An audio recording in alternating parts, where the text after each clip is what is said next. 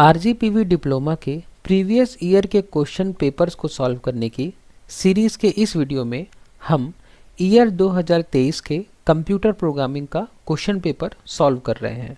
और आज के इस वीडियो में हम इस क्वेश्चन पेपर का क्वेश्चन नंबर 3 का ऑप्शन ए सॉल्व करेंगे। तो आज के इस वीडियो के लिए हमारा क्वेश्चन है explain unary operators, unary operators को समझाइए। तो अगर आपके सेमेस्टर एग्ज़ाम में आपसे क्वेश्चन पूछा जाता है कि यूनरी ऑपरेटर क्या होते हैं, तो आप इस क्वेश्चन का आंसर कुछ इस तरीके से लिख सकते हैं। तो आइए आज के इस वीडियो में हम इस क्वेश्चन के इस आंसर को लाइन बाय लाइन समझना शुरू करते हैं। तो इस क्वेश्चन के जवाब में सबसे पहले आप ये डायग्राम बना सकते हैं और इस डायग्राम के थ्रू आप बता सकते हैं कि ऑपरेटर क्या होता है और ऑपरेंड्स क्या होते हैं। तो जैसे कि हम इस डायग्राम में देख सकते हैं कि यहाँ पर x और y दो ऑपरेंड्स हैं और यहाँ पे प्लस एक ऑपरेटर है। इसका मतलब कि जिस पे ऑपरेशन हो रहा है वो ऑपरेंड्स कहलाते हैं और जो ऑपरेशन परफॉर्म हो रहा है वो ऑपरेटर कहलाता है। तो इस डायग्राम से हम ये समझ सकते हैं कि इस डायग्राम में हमारे पास दो ऑपरेंड्स हैं और एक ऑपरेटर है। लेकिन आज का हमारा क्वेश्चन है कि यूनरी ऑपरेटर क्या होते हैं। तो यूनरी ऑपरेटर वह ऑपरेटर होता है जो केवल एक ही ऑपरेंड पर काम करता है। जैसे कि आप अभी ऊपर के डायग्राम में देख पा रहे थे कि यहाँ पे दो ऑपरेंड हैं, तो इसलिए ये जो प्लस है ये यूनरी ऑपरेटर नहीं है। तो यूनरी ऑपरेटर क्या होगा? यूनरी ऑपरेटर वो ऑपरेटर होगा जिसमें सिर्फ एक ही ऑपरेंड होगा, जो सिर्फ एक ही ऑपरेंड के साथ काम करेगा। तो चलिए हम समझ लेते हैं पहले कि ऑपरेटर कितने तरह के होते हैं based on number of operands. Number of operands के हिसाब से ऑपरेटर्स कितने तरह के होते हैं। तो नंबर ऑफ ऑपरेंड्स के हिसाब से ऑपरेटर्स तीन तरह के होते हैं: यूनरी ऑपरेटर, बाइनरी ऑपरेटर और टर्नरी ऑपरेटर। बाइनरी ऑपरेटर से हम सब लोग थोड़ा ज़्यादा फ्रेंडली हैं, क्योंकि जब से हमने मैथमेटिक्स पढ़ना शुरू किया है तो मोस्टली हमने बाइनरी ऑपरेटर्स का ही यूज़ किया है। जैसे plus, minus, multiplication, division, modulus, equal to, तो ये सारे जो हैं ज़्यादातर इनमें ये बाइनरी ऑपरेटर्स हैं।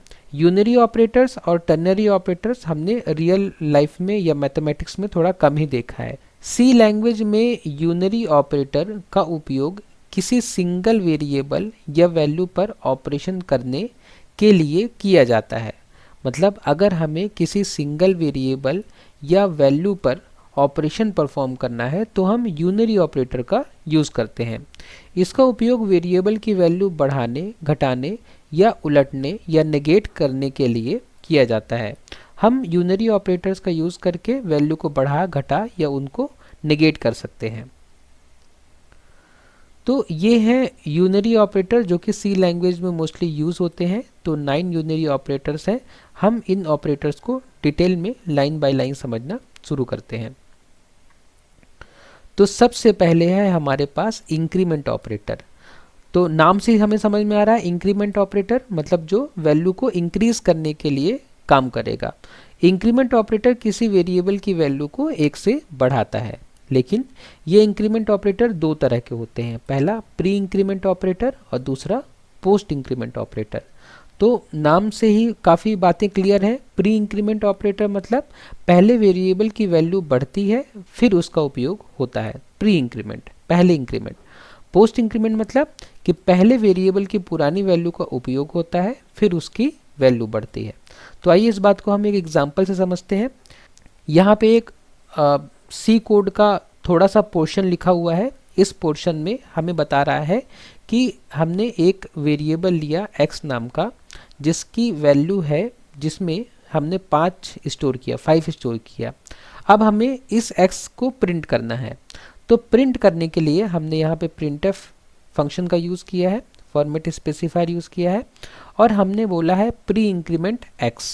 प्री इंक्रीमेंट x मतलब हम पहले x की वैल्यू को बढ़ाएंगे, मतलब x की वैल्यू 5 है तो x की वैल्यू हो जाएगी 6। हमने पहले वैल्यू को बढ़ाया, अब हम जो x की वैल्यू है उसको हम प्रिंट करेंगे। तो बढ़ाने के बाद x की वैल्यू क्या हो गई 6। तो हम अब जब x को प्रिंट करेंगे तो हमें आउटपुट में क्या मिलेगा 6 मिलेगा आउटपुट में। उसके बाद सेकेंड प्रिंटफ में हमने पोस्ट इंक्रीमेंट का यूज़ किया है। पोस्ट इंक्रीमेंट में पहले हम x की वैल्यू को प्रिंट कर देंगे, बाद में उसकी वैल्यू को हम इंक्रीज करेंगे। जैसे कि आप यहाँ देख सकते हैं कि x की वैल्यू अभी 6 है, तो पहले हम 6 को प्रिंट कर देंगे और उसके बाद में हम x की वैल्यू को इंक्रीज करेंगे और x की वैल्यू इंक्रीज हो जाएगी 7। तो अभी इस प्रिंटफ स्टेटमेंट के बाद x की वैल्यू 7 अपडेट हो गई है। तो अगर इसके बाद एक और प्रिंटफ स्टेटमेंट होता और हम यहाँ पे x की वैल्यू प्रिंट करते तो हमें यहाँ पे x की वैल्यू 7 मिलती, क्योंकि हमने इस वाले स्टेटमेंट में x की वैल्यू को पहले यूज़ किया है, उसके बाद में हमने x की वैल्यू को इंक्रीमेंट किया है। इंक्रीमेंट के बाद अगला यूनरी ऑपरेटर है डिक्रीमेंट ऑपरेटर। डिक्रीमेंट ऑपरेटर किसी वेरिएबल की वैल्यू को 1 से घटाता है। तो डिक्रीमेंट ऑपरेटर का यूज़ हम करते हैं वैल्यू को घटाने के लिए। तो डिक्रीमेंट ऑपरेटर भी दो तरह के होते हैं, प्री डिक्रीमेंट और पोस्ट डिक्रीमेंट। प्री डिक्रीमेंट और पोस्ट डिक्रीमेंट। प्री डिक्रीमेंट मतलब पहले वेरिएबल की वैल्यू घटती है और फिर उपयोग होता है, मतलब हम पहले वैल्यू को डिक्रीज कर देंगे और उसके बाद में जो भी x की अपडेटेड वैल्यू होगी हम उसको यूज़ करेंगे। पोस्ट डिक्रीमेंट मतलब कि पहले वेरिएबल की पुरानी वैल्यू का उपयोग होता है, मतलब पहले हम जो भी x की वैल्यू उसको यूज़ कर लेंगे, अगर प्रिंट करना तो प्रिंट कर लेंगे और उसके बाद उसकी वैल्यू को हम डिक्रीज करेंगे। तो चलिए इस बात को एक सी कोड से समझते हैं। यहाँ पे सबसे पहले लाइन में हमने एक x नाम का वेरिएबल बनाया, उसमें एक वैल्यू असाइन की जो कि है 5। उसके बाद में हमने प्रिंटफ में प्री डिक्रीमेंट ऑपरेटर का यूज़ करके x की वैल्यू को प्रिंट कराया है। तो x की वैल्यू प्रिंट करने से पहले हमें x की वैल्यू को 1 से डिक्रीज करना है। तो प्री डिक्रीमेंट होने की वजह से पहले हमने क्या किया, x की वैल्यू को 1 डिक्रीज किया। अब x की नई वैल्यू है 4 और हमने आउटपुट में 4 प्रिंट कर दिया। उसके बाद में दोबारा प्रिंटफ यूज़ हुआ, लेकिन इस बार पोस्ट डिक्रीमेंट ऑपरेटर के साथ। तो पोस्ट डिक्रीमेंट में पहले हम x की वैल्यू यूज़ कर लेंगे, तो x की वैल्यू क्या है 4, तो हम 4 प्रिंट कर देंगे। उसके बाद में हम x की वैल्यू को डिक्रीज करेंगे, जो कि डिक्रीज होने के बाद हो जाएगी 3। तो अब अगर इसके बाद भी एक और प्रिंटफ स्टेटमेंट होता और हम x की वैल्यू प्रिंट करते तो हमें यहाँ पे x की वैल्यू नई वैल्यू मिलती 3। लेकिन फिलहाल इतने कोड में हमें 2 बार x की वैल्यू 4 और 4 मिलेगी। उसके बाद अगला हमारा यूनरी ऑपरेटर है यूनरी प्लस ऑपरेटर। यह ऑपरेटर किसी वैल्यू के साइन को नहीं बदलता। यह ऑपरेटर किसी वैल्यू के साइन को नहीं बदलता। इसे आमतौर पर दर्शाने के लिए उपयोग किया जाता है। ये प्लस ऑपरेटर का उपयोग हम क्यों करते हैं, बस दर्शाने के लिए, ठीक है, बस डिस्प्ले के लिए। जैसे यहाँ पे x की वैल्यू 5 है, तो आप चाहे x की वैल्यू 5 लिखिए चाहे x की वैल्यू +5 लिखिए, दोनों का मतलब ही हमें पता है कि ये नंबर एक पॉजिटिव नंबर है। तो यूनिटी प्लस का ऑपरेटर ऐसा कुछ नहीं होता। हमने x की कुछ वैल्यू या किसी भी वेरिएबल की कोई वैल्यू रखी है, हम चाहे उस वेरिएबल को प्लस ऑपरेटर के साथ लिखे चाहे प्लस ऑपरेटर के बिना लिखे, हमें पता है कि ये एक पॉजिटिव वैल्यू है। तो यूनरी प्लस ऑपरेटर एक ऑपरेटर होता है जो कि सिंगल वेरिएबल या सिंगल वैल्यू के लिए यूज़ होता है, लेकिन ये बस दर्शाने के लिए उपयोग होता है कि ये वैल्यू एक पॉजिटिव वैल्यू है। बाकी ये ऑपरेटर किसी भी वेरिएबल या वैल्यू के मान को चेंज नहीं करेगा।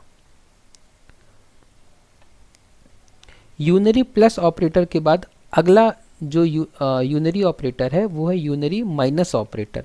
यह ऑपरेटर किसी वैल्यू के साइन को उल्टा कर देता है। यूनरी माइनस जो ऑपरेटर है ये किसी वैल्यू के साइन को उल्टा कर देगा, यानी पॉजिटिव वैल्यू को निगेटिव और निगेटिव वैल्यू को पॉजिटिव कर देता है। कौन? Unary minus operator. जैसे कि हमारे पास यहाँ पे एक वेरिएबल है x, उसमें वैल्यू है 5। अब हमने क्या किया कि y नाम का एक नया वेरिएबल बनाया और उसमें स्टोर किया x की वैल्यू को, लेकिन निगेटिव साइन के साथ, मतलब यूनरी माइनस के साथ। तो अब जो y में स्टोर होगा x की वैल्यू है 5 और हमने 5 के पहले लगा दिया यूनरी माइनस, तो y में जो वैल्यू स्टोर होगी वो होगी -5। मतलब हमने क्या किया कि एक वेरिएबल में यूनरी माइनस लगाकर उसकी वैल्यू को निगेट कर दिया, उसकी वैल्यू के साइन को उल्टा कर दिया। अगर वो वैल्यू निगेटिव होती तो पॉजिटिव हो जाती, अगर पॉजिटिव होती तो निगेटिव हो जाती। तो इस तरीके से हम यूनरी माइनस ऑपरेटर का उपयोग किसी वैल्यू के साइन को उल्टा करने के लिए कर सकते हैं। उसके बाद में जो अगला यूनरी ऑपरेटर है वो है लॉजिकल नॉट ऑपरेटर। तो यह ऑपरेटर किसी वैल्यू के लॉजिकल स्टेट को उल्टा करता है, किसी वैल्यू के लॉजिकल स्टेट को उल्टा करता है। अगर वेरिएबल की वैल्यू ट्रू है तो उसे फॉल्स बना देगा और इसके विपरीत। मतलब लॉजिकल नॉट ऑपरेटर क्या करता है कि किसी वैल्यू के लॉजिकल स्टेट को उल्टा कर देता है। जैसे कि हमारे पास यहाँ पे एक वेरिएबल है x और उसकी वैल्यू है 1, तो 1 को क्या कर देगा, ये लॉजिकल स्टेट को 0 कर देगा। जैसे हमने क्या किया, हमने एक y नाम का नया वेरिएबल बनाया और उस y वेरिएबल में x में लॉजिकल नॉट ऑपरेटर लगाने के बाद जो वैल्यू आएगी उसको हमने y में रख दिया। तो यहाँ पे x की वैल्यू पहले 1 थी और हमने यहाँ पे उसके पहले क्या लगा दिया, लॉजिकल नॉट। लॉजिकल नॉट लगाने से ये पूरी वैल्यू अब क्या हो जाएगी, 0 हो जाएगी। तो y में जो हमें नई वैल्यू मिलेगी वो 0 मिलेगी। इसका मतलब ये हुआ कि अगर हमारे पास नॉन ज़ीरो वैल्यू है, नॉन ज़ीरो वैल्यू अगर हमारे पास है तो लॉजिकल नॉट ऑपरेटर लगाने के बाद, लॉजिकल नॉट ऑपरेटर लगाने के बाद जो हमारे पास अपडेटेड वैल्यू होगी वो होगी 0 वैल्यू। और अगर हम 0 पे लगाएंगे लॉजिकल नॉट तो वो क्या हो जाएगा, नॉन ज़ीरो। ओके, अगर हमारे पास कोई भी वैल्यू है जो कि 0 नहीं है और हमने लॉजिकल नॉट लगाया तो हमें 0 मिल जाएगा, और 0 पे अगर हम लॉजिकल नॉट लगाएंगे तो हमें नॉन ज़ीरो वैल्यू मिल जाएगी जो कि 1 होगी। उसके बाद जो हमारे पास अगला यूनरी ऑपरेटर है वो है बिटवाइज नॉट ऑपरेटर। यह ऑपरेटर किसी संख्या के सभी बिट्स को उल्टा कर देता है, जो 0 है उसे 1 और जो 1 है उसे 0। तो देखिए बिटवाइज नॉट ऑपरेटर और लॉजिकल नॉट ऑपरेटर दोनों में डिफरेंस है। लॉजिकल नॉट ऑपरेटर किसी भी वैल्यू को 1 से 0 बना देगा, 0 से 1 बना देगा, मतलब नॉन जीरो वैल्यूज़ है। मतलब इसका मतलब ये नहीं है कि बस 1 को ही 0 बनाएगा, हमारे पास कोई भी नॉन जीरो वैल्यू है, मतलब 5, 10, 100, 1000 कुछ भी, तो जो कि नॉन जीरो है तो उसको 0 बना देगा और 0 को नॉन जीरो बना देगा, लॉजिकल नॉट। लेकिन जो बिटवाइज नॉट होता है, बिटवाइज नॉट उस वैल्यू के बिट्स को बदल देता है, उस वैल्यू के बिट्स को उल्टा कर देता है। तो आइए इस बात को हम इस एग्जांपल से समझते हैं। जैसे यहाँ पे एक x नाम का वेरिएबल है जो कि इंटीजर टाइप का है और उसमें एक वैल्यू स्टोर है 5। तो इस x में हमने 5 स्टोर किया है। अब y नाम का हमने एक और वेरिएबल बनाया और इस y नाम के वेरिएबल में हमने x में बिटवाइज नॉट ऑपरेटर लगाया और जो वैल्यू मिलेगी वो हमने y में स्टोर किया। तो अगर ये लॉजिकल नॉट ऑपरेटर होता, अगर उसमें हम डिफरेंस देखना चाहें तो लॉजिकल नॉट ऑपरेटर अगर हमने लगाया होता जो कि कुछ ऐसा होता है x पे, तो हमें जो y पे वैल्यू मिलती वो होती 0, क्योंकि हमने नॉन जीरो वैल्यू को 0 कर दिया होता। लेकिन ये लॉजिकल नॉट ऑपरेटर नहीं है, ये है बिटवाइज नॉट। बिटवाइज नॉट मतलब कि ये 5 की सारी बिट्स को ही पलट देगा और बिट्स को पलटने के बाद जो नया नंबर मिलेगा वो y में स्टोर होगा। तो इस कोड के हिसाब से जो आंसर आएगा y का वो होगा -6।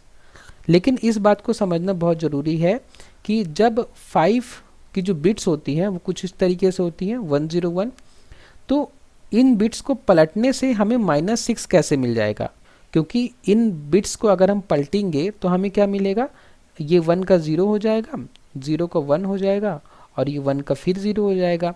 तो किसी एंगल से हमें -6 नहीं लग रहा है, तो हमारा ये इंटरप्रिटेशन गलत है, ऐसे हमें नहीं करना है। तो देखिए इस बात को समझने के लिए हम थोड़ा इसको डिटेल में समझते हैं। देखिए ये 5 लिखा हुआ है, लेकिन 5 ये टोटल 8 बिट्स में लिखा हुआ है।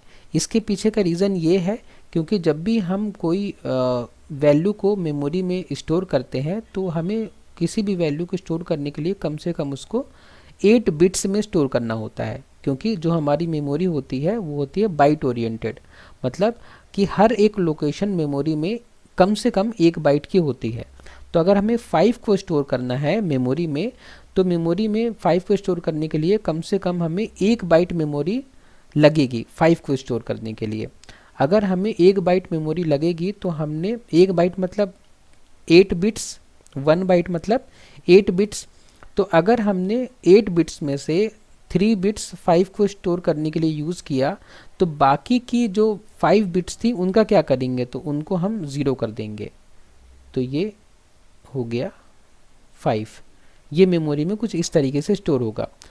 एक्चुअल जो 5 है वो तो यही है, लेकिन ये जो बाकी बिट्स खाली रह गई हैं, क्योंकि मैंने क्या बताया अभी कि मेमोरी जो होती है बाइट ओरिएंटेड होती है, क्योंकि एक एड्रेस में हमारी कंप्यूटर मेमोरी का एक एड्रेस 1 बाइट का होता है, ठीक है।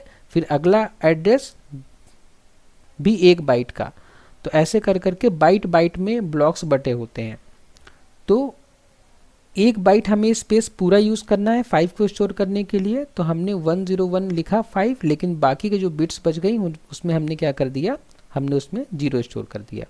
तो अब हमें इसका यूज़ करके हमें इन बिट्स को पलटना है। तो इन बिट्स को अगर हम पलटेंगे तो हमें जो नई बिट्स मिलेंगी वो कुछ इस तरीके से होगी। ये 1 जो होगा ये 0 हो जाएगा, ये 0 जो है 1 हो जाएगा, ये 1 0 हो जाएगा, और ये 0 1 हो जाएगा, और ये 1 1 1 1। तो ये हमारा जब हमने बिट वाइज नॉट किया तो हमें कुछ इस तरीके की वैल्यू मिल जाएगी। तो इन बिट्स से हमें वैल्यू को निकालने के लिए हमें 2 चीज़ें करनी पड़ेंगी। पहला, हमें इससे पहली बात जो नया नंबर मिलेगा उसका साइन निकालना पड़ेगा। तो उसके साइन को देखने के लिए हम MSB देखते हैं, मोस्ट सिग्निफिकेंट बिट। जैसे यहाँ पे MSB 0 था, तो इसीलिए हमारा नंबर जो था ये 5 पॉजिटिव था, ये हमारा 5 पॉजिटिव नंबर था। तो लेकिन जब हमने इसको पलटा तो हमारा जो MSB है वो क्या हो गया 1। 1 मतलब निगेटिव, मतलब जो हमें नया नंबर मिलेगा पहली बात तो वो निगेटिव होगा, ठीक है। ये हो गया उस नए नंबर का साइन। अब उस नए नंबर की वैल्यू अगर हमें फाइंड करनी है तो हमें इसका क्या करना पड़ेगा, 2's कॉम्प्लीमेंट लेना पड़ेगा।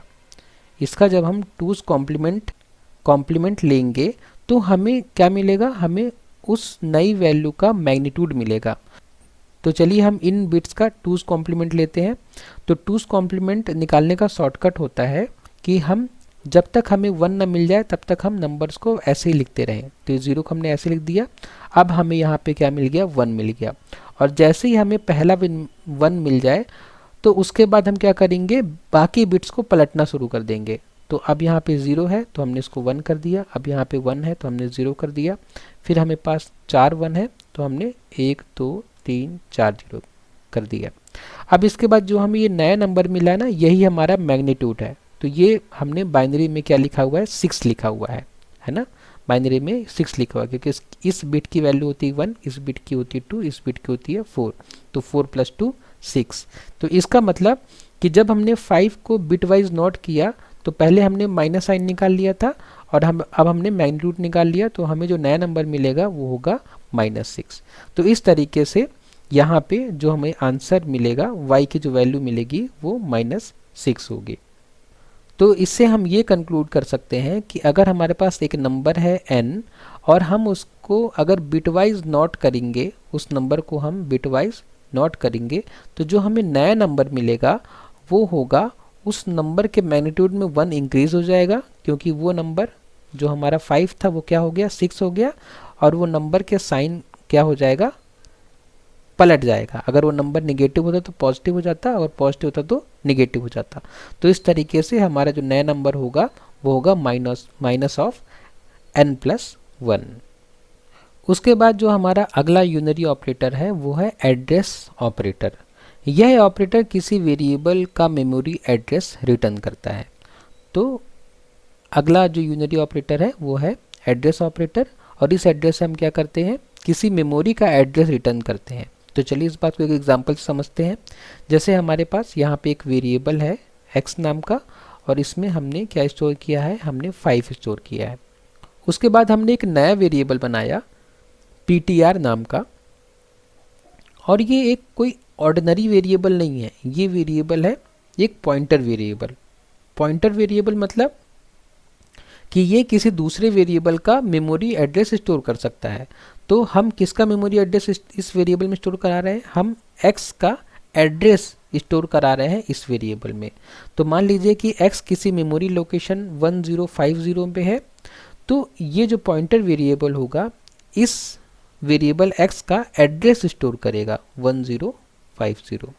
तो इससे क्या होगा कि ये पॉइंटर वेरिएबल इस वेरिएबल को पॉइंट करेगा, मतलब हम इस पॉइंटर वेरिएबल से इस x नाम के वेरिएबल को एक्सेस कर सकते हैं। उसके बाद हमारे पास जो अगला यूनरी ऑपरेटर है वो है डी रेफरेंस ऑपरेटर। यह ऑपरेटर किसी पॉइंटर वेरिएबल द्वारा पॉइंट की गई वैल्यू को एक्सेस करता है। तो जैसे अभी हमने एड्रेस ऑपरेटर पढ़ा, एड्रेस ऑपरेटर क्या करता है, किसी पॉइंटर वेरिएबल में किसी नॉर्मल वेरिएबल के मेमोरी एड्रेस को स्टोर करा रहा था। तो डी रेफरेंस ऑपरेटर क्या करेगा कि पॉइंटर वेरिएबल जिस भी वेरिएबल को पॉइंट कर रहा होगा उसकी वैल्यू को एक्सेस करने में हेल्प करेगा कौन, डी रेफरेंस ऑपरेटर। चलिए इसको एक एग्जांपल से हम समझते हैं। तो देखिए यहाँ पे हमारे पास x नाम का एक वेरिएबल है जिसमें वैल्यू है हमारी 5। मान लीजिए किसी मेमोरी लोकेशन में है 1050 मेमोरी लोकेशन है, इस मेमोरी लोकेशन में ये x है और जो कि कोई वैल्यू स्टोर किया हुआ है। उसके बाद हमने एक नया वेरिएबल बनाया पॉइंटर वेरिएबल जो कि x का एड्रेस स्टोर कर रहा था। तो x का एड्रेस ये पॉइंटर वेरिएबल एक्सेस स्टोर कर रहा था, तो x का एड्रेस ये पॉइंटर वेरिएबल स्टोर कर रहा है।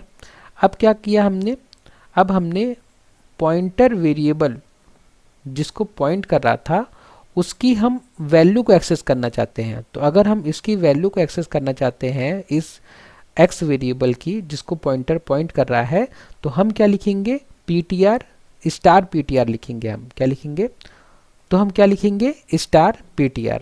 स्टार ptr से क्या होगा, अगर हम सिर्फ ptr को प्रिंट कराएंगे, सबसे पहली बात अगर हम सिर्फ ptr को प्रिंट कराते तो हमें वैल्यू मिलती 1050, ठीक है। लेकिन अगर हमें ये वैल्यू नहीं चाहिए, हमें वो वैल्यू चाहिए जिसको पॉइंटर पॉइंट कर रहा है, तो हमें क्या लिखना पड़ेगा, स्टार ptr को हमें प्रिंट कराना पड़ेगा। अगर हम स्टार ptr को प्रिंट कराएंगे तो पॉइंटर जिसको पॉइंट कर रहा होगा हमें वो वैल्यू मिल जाएगी। मतलब अगर हम ऐसा लिखते हैं printf स्टार ptr तो हमें आंसर में मिल जाएगा 5, जो कि डी रेफरेंस ऑपरेटर होता है। इसी स्टार को हम डी रेफरेंस ऑपरेटर कह रहे हैं। उसके बाद जो नेक्स्ट यूनरी ऑपरेटर हमारे पास है वो है साइज ऑफ ऑपरेटर।